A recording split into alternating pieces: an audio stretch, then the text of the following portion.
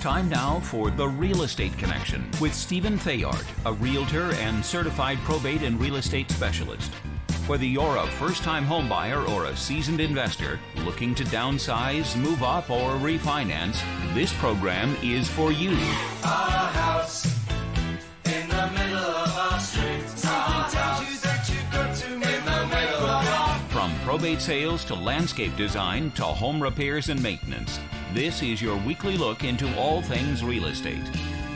Now your host for The Real Estate Connection, Stephen Theard. Hey everybody, welcome to the show. Welcome to the Real Estate Connection podcast with your podcast host, Stephen Theard. That's right, you're on, we're live, and we're going for it today. Welcome.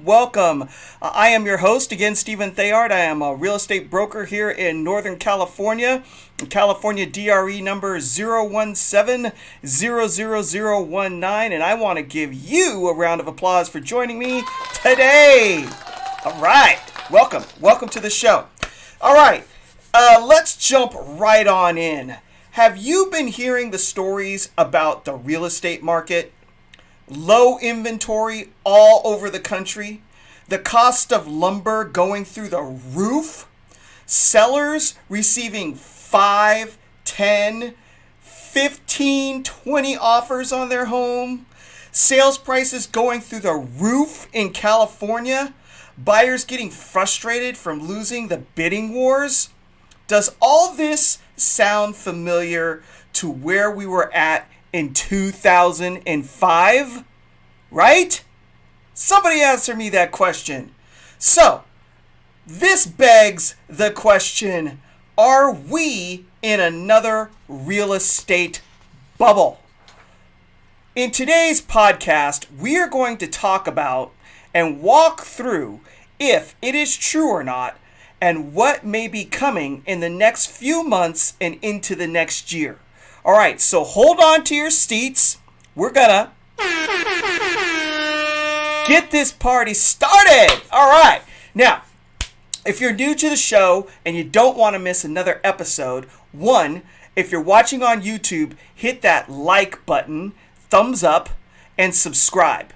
Hit the thumbs up and subscribe. It really helps me out. With my numbers. And if you're on Facebook and you're enjoying this content, hit the like and share, or even start a watch party, because this information is absolute solid gold today.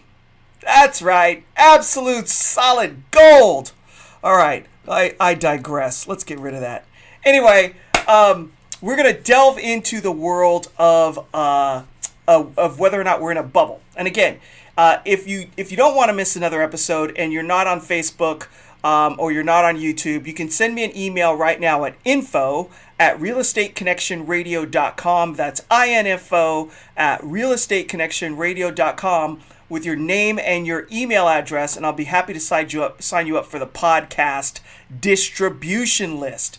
But we're going to jump right on in. Don't miss another episode. All right.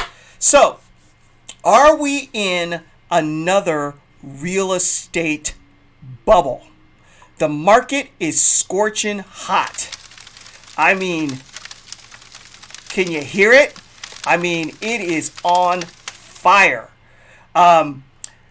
But are we in a real estate bubble?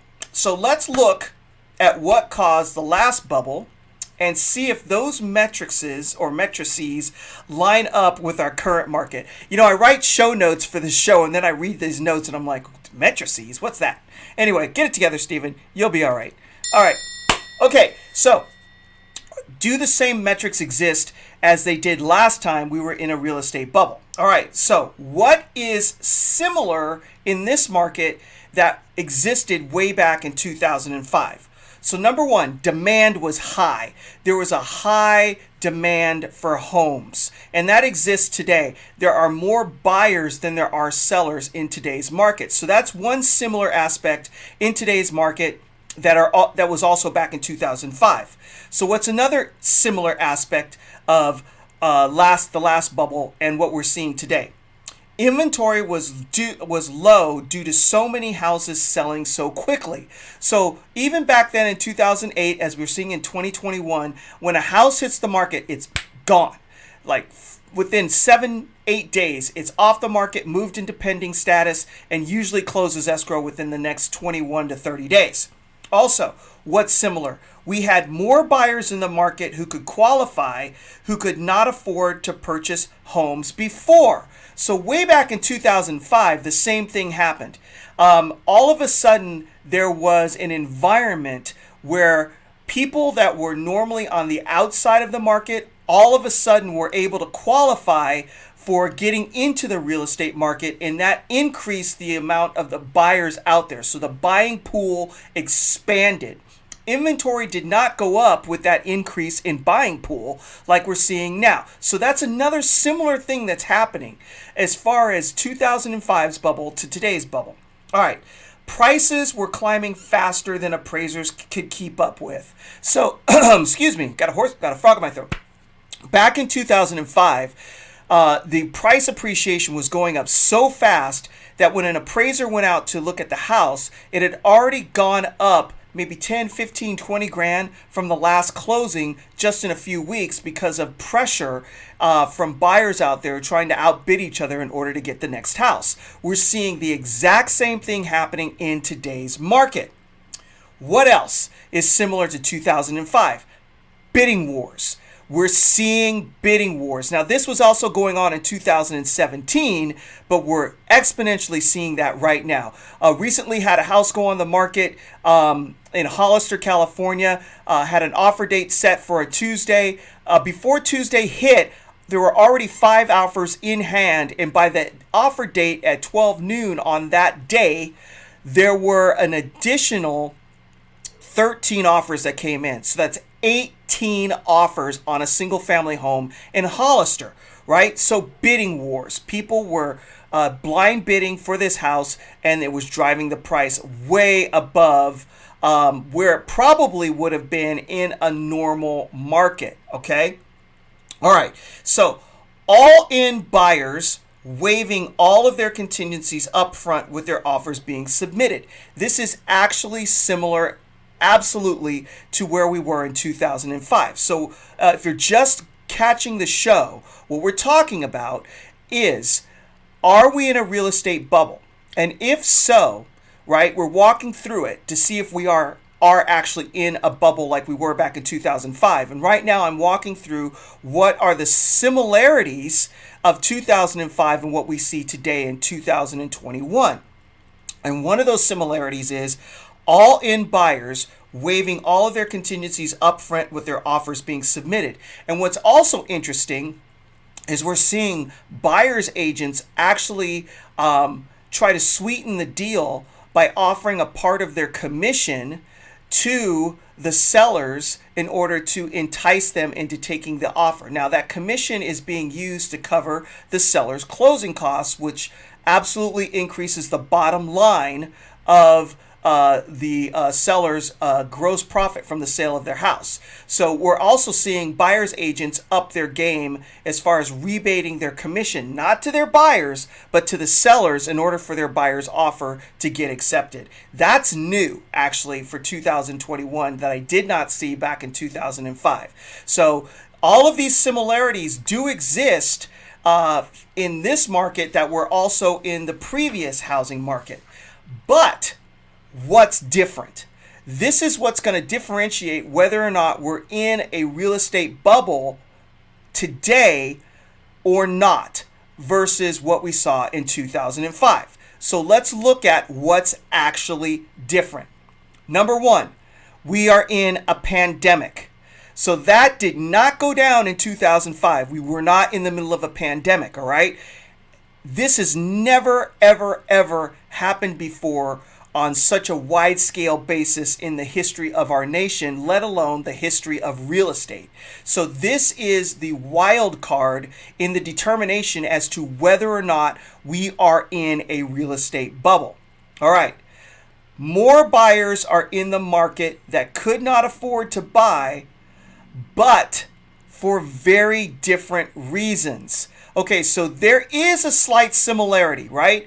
When the housing bubble hit in 2005, we had all these extra buyers that could all of a sudden qualify for buying a home that couldn't necessarily qualify before. And the same thing has happened now in 2020 and 2021. But it's for very different reasons. And these reasons absolutely do matter as to whether or not we're in a real estate bubble. All right, one, interest rates are extremely low. All right, back in 2005, I don't think we were seeing interest rates at 3% or under 3%, right? So there's a reason why buyers are in the marketplace that maybe couldn't afford to buy a house in the past. When you had interest rates around 6%, 5%, the cost of borrowing money was higher. So when you went to buy a house, your payments were going to be higher because of your interest rates. Well, with interest rates being artificially kept low in order to stimulate the marketplace, at 3% interest, that's bringing in more buyers who are now qualified because of the lower payments that are associated with those interest rates. However, there's another piece that may not necessarily be caught out there, and that's that according, all right, my brain is moving way faster than my mouth can keep up with. All right, reset. Okay, here we go. All right, so because of the pandemic, okay, more discretionary income is being kept in the home. All right, so along with lower interest rates, you're not spending as much money as you used to because of the pandemic and the shutdowns. So people are not spending their money on restaurants, going out to bars and spending money at the bar, going to concerts, paying for those concert tickets, the gas to get there, the pre-dinner, tailgating, whatever. All of that money is not going out the door. Cruise ships. People are not vacationing on cruise ships, and it may sound silly, but that's an expense. The average cruise ship cost is somewhere between $3,500 to $5,000 for a couple to go on a cruise. And since the cruise industry and the cruise line has been shut down, all of that money is staying in the household. Amusement parks are shut down. You don't have a family of three heading out to Disneyland for the weekend where they're paying for round trip air for 3 people, hotel, meals, entry into the park, and various souvenirs. All of that money is staying at home. Flying in general, people are not moving about in the nation as much as they used to, not paying for airline tickets. All right, so vacations to Europe. Even traditional social events such as weddings, funerals, birthday parties, and national holiday celebrations are not happening. And where does all that money go? It stays in the home, and with lower interest rates, wealth is being saved a lot faster, which means there's more money for down payments, which means there's more money in the marketplace for people to go out and buy homes. So even though it's similar to 2005's bubble in that there are more qualified buyers, or more buyers are now qualifying to be in the marketplace, it's for totally different reasons than we saw in 2005. Okay? So, additionally, really risky lending products are no longer available in the marketplace. So back in 2005, you had what we call stated income loans, where you basically walked into the lender's office and they asked you, how much money do you make? And you would say, I make X amount of dollars. And maybe with a wink and a nod, the lender would say, well, maybe you make a little bit more. Because at that time, you could just write down what your income was and it wasn't verified, and you were qualified for a loan and you went out and bought a house. Okay? Also, there's very little, if any, zero money down loans, which means people have skin in the game. You absolutely have down payments out there in order to purchase a home. And incomes and job histories are always verified in lending. So the lending process is extremely conservative now. Extremely conservative. But does that mean that we're not hearing the sounds of a bubble? Right? Is the balloon getting tight with air? right? Maybe so. Maybe so. We have similar matrices, but they're for different reasons. Also on the lending side, it's not easy to obtain a home loan. You can ask anybody who's purchased a house recently and ask them what the process was like in order to get qualified and get that final money deposited into escrow to purchase a house, and they will tell you it's worse than getting a Department of Justice background check. It's absolutely horrendous. The underwriters check, double check, and quadruple check every piece of information that you provide, and you have to have documentation to support it all, right? So buyers are very well vetted before a bank will lend money to them, which means they have the ability to make the payments on these loans, because banks do not want to go through that foreclosure crisis all over again and have to take back all of these houses and then resell them. So now they're vetting borrowers heavily to make sure that they can afford the payments even when troubled times approach. Right, which means you have to substantiate your sustainable income and prove it, and you must have a down payment most of the time. Now, more money or equity, because money equals equity, the more cash you put down, that's equity you have in your house.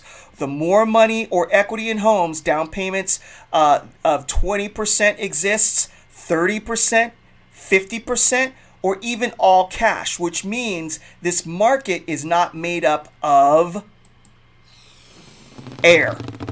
It's not made up of air. It's made up of real dollars, real cash. So that's the difference between 2005 and 2021. Okay, short commercial. If any of this is resonating with you and you have questions about whether the timing is right to sell your house or get into the market, give Stephen Theard, your podcast real estate broker, a call at 408-472-0817. Again, 408-472-0817. Let's discuss your particular situation and see whether or not the timing is right for you to take advantage of this hot, and I mean burning hot, seller's market. Okay? Give me a call. And if you're a buyer and you're on the fence and you're wondering if it's good timing to jump into the deep end of the pool or not, give me a call as well. 408-472-0817. Again, 408-472-0817. Or send me an email at info@realestateconnectionradio.com. So getting back to whether or not we're in a real estate bubble. The foundation of the housing market is built on more cash and thus more stable. Cash or equity equals a concrete foundation. When people have skin in the game, they're not just going to walk away from their homes or discount them easily, okay? All right, so with that being said, are we in a bubble and will it pop? So the air is up there, it's stretching, but will it pop? All right. The answer is we are in an inflated market, but not a bubble subject to popping. Why do you ask? Well, if you put $200,000 into a home, which is not unusual in the Bay Area, as a down payment, are you going to walk away from the home and let it go to foreclosure because of downward price pressure? And the answer is no. If you have $200,000 invested into a house and the housing prices start to dip, are you going to walk away from the house? No, you're not going to walk away from it because that's $200,000 in cash that you're going to throw away. Nobody does that. Now, if the housing market starts to slow down and buyers are not giving you offers way over your asking amount, or maybe not even giving you what you want, are you going to discount the house so low that you're going to take a bath on it in order to just sell it? The answer again is no. Sellers will absolutely resist the downward price pressure that may show up in the future and either take a slight haircut because their circumstances are requiring them to move, or if they don't have to, ultimately, they will pull their house off the market and ride it out because they're not going to walk away from $200,000 in cash. It's just not going to happen. All right? So, there's way too much skin in the game for homeowners today to walk away from their cash investment. Now, what is more likely to happen is a gradual slowdown eventually for the following reasons. As the economy fully opens up, discretionary spending will increase and there will be less funds available for real estate. Let me repeat that. That's very important. As the economy fully opens up, discretionary spending will increase and there will be less funds available for real estate. And what do I mean by that? Well, when the bars start opening, people are going to go out. People miss going out. People miss hanging out with their friends and having a beer or two. So they're going to head to the bars. Restaurants are going to open. People are going to go out and celebrate again. You have Mother's Day coming up. You have Father's Day coming up. You have weddings. You have birthdays. You have wedding anniversaries. You have girls' night out, guys' night out, right? All of these things that we couldn't do anymore, there's going to be a big rush to get back out and spend time with people again. And so that money that was sitting in your bank account, not being used for anything, is going to start to get spent. Sporting events, cruise ships, the cruise liners are already talking about opening back up. Weddings, birthday parties, and the unfortunate funeral, and national holiday get-togethers. This Independence Day, July 4th, 2021, will be the first one where we're back open and people will be out in parks, going to maybe concerts, other venues, getting together with family for barbecues, and money is going to be spent. The other thing that could slow this market down a little bit is buyers will leave the market from just sheer fatigue and weariness, right? How many times can you fall in love with a house, write an offer, have your expectations held up really high and have that come crashing down? There's a psychological aspect to losing homes that wears people down. So after a while, buyers will just naturally take a break. What else could slow the market down? An increase in inventory. So sellers may sense the slowing of the market and all of them rush at the same time to get their homes listed because of FOMO. And we all know what FOMO is: fear of missing out, right? As sellers have fear of missing out on capitalizing in on their equity and those high prices, you may see a rush to the marketplace, an increase in inventory, along with buyers pulling back from buyer fatigue, which could stop this meteoric climb heading straight up and flatten it out and plateau it. That's more likely to happen than a real estate bubble, all right? Because there's nothing to pop. You have a solid foundation of 20% down, 30% down, 50% down in all cash purchases of homeowners for the last, 10, 12 years that's supporting up this market, okay? People are not going to walk away from it. They're not going to let their house go to foreclosure. They're not going to drop the price ridiculously low just so that you can buy it for cheaper.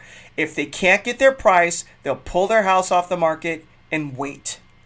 That's the psychology of anyone who's invested heavily in an item who's looking to sell it. If it was a car, a motorcycle, even if it was a custom piece of artwork that you spent 15 years developing, there's blood, sweat, and tears and your emotions tied up into it, and so you're not just going to give it away. So, to sum it all up, are we in a real estate bubble? I don't think so. Are we in an inflated market? Absolutely. Inventory's low. We have a lot more people who want to buy something than those items that are available, which are driving prices up. Will it slow down? Absolutely. Nothing lasts forever. We all know that. Given that the economy is going to be opening up, discretionary income is going to start moving out of the households into other areas. People will be saving less.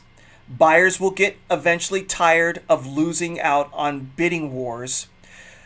Sellers will more than likely sense that there's a slight slowdown, and for fear of missing out or FOMO, they will all rush to put their houses on the market. And I don't mean all in the sense of everybody. I mean all in that those who have been on the fence, who needed a trigger to get them moving, this may be the trigger to get them on the market, which should mean that inventory will go up a little bit. Excuse me. And with buyers pulling back, that should flatten us out a little bit.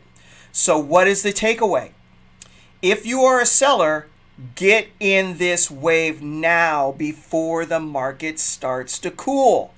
Call me today, Stephen Theard, your podcast real estate broker, 408-472-0817, 408-472-0817.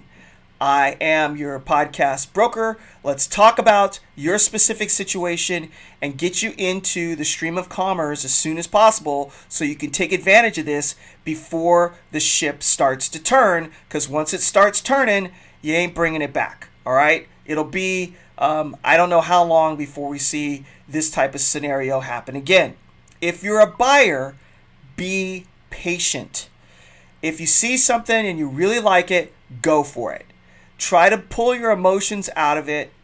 And then if you're not winning, there is hope.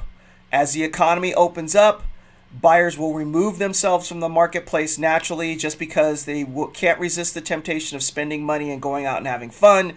And they'll have less down payment, and that may just pull people out, which means less competition for you. Give me a call. Let's talk about your specific strategy and what you need to get done in your life as far as real estate is concerned. Call me at 408-472-0817. Again, 408-472-0817. And let's talk about the next chapter of your life. Absolutely. All right. So I will leave you with this, because we're in a time of turmoil. And things are in a constant state of change, and we're all in this now waiting for the next shoe to drop type of environment. So I'm going to leave you with this. Joshua 1:9. Have I not commanded you? Be strong and courageous. Do not be afraid. Do not be discouraged, for the Lord your God will be with you wherever you go. So with that, this is Stephen Theard, your podcast broker, real estate broker in Northern California, signing off. Thank you for joining me on today's episode. A round of applause for you. God bless you. God bless your family. God bless the United States of America. Peace be with you, and we will see you next week on another episode of The Real Estate Connection. This has been The Real Estate Connection with Realtor and Certified Probate and Real Estate Specialist Stephen Theard. Licensed Cal BRE number 0170019. For more information on this program, visit realestateconnectionradio.com. To contact Stephen directly, call 408-472-0817 or email info@realestateconnectionradio.com. And be sure to tune in next week at this time for The Real Estate Connection.